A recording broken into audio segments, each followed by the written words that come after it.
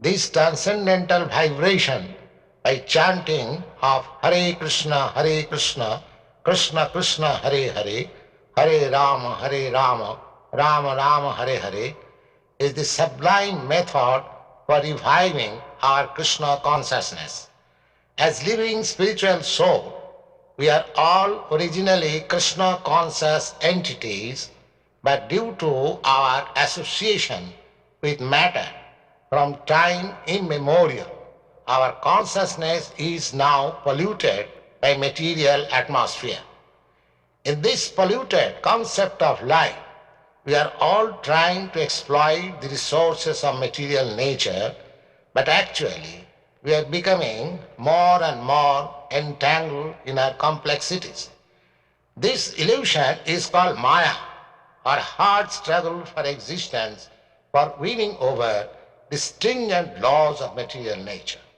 This illusory struggle against the material nature can at once be stopped by revival of our Krishna consciousness. Krishna consciousness is not an artificial imposition on the mind. This consciousness is the original energy of living entity.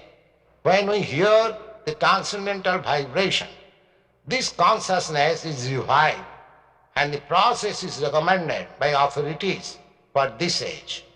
By practical experience also, we can perceive that by chanting this Maha Mantra or the great chanting for deliverance, one can at once feel transcendental ecstasy from the spiritual strata.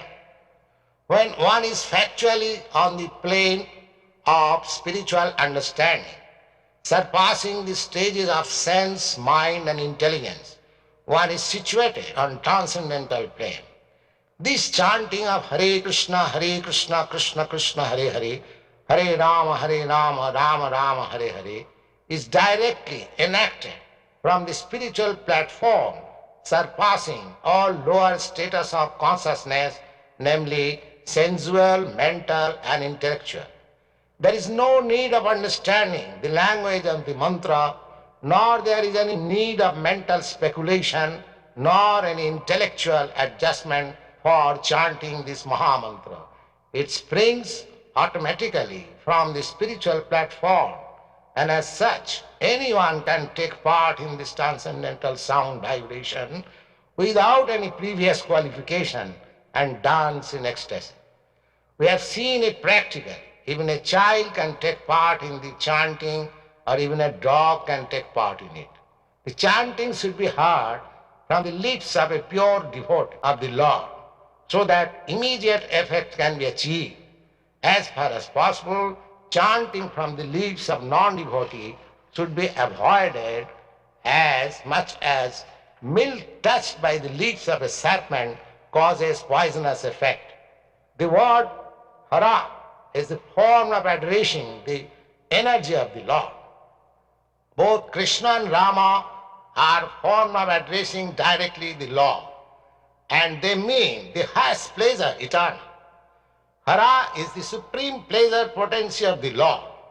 This potency, when addressed as Hare, helps us in reaching the supreme Lord. The material energy called as Maya is also one of the multi-potencies of the Lord, as much as we are also marginal potency of the Lord.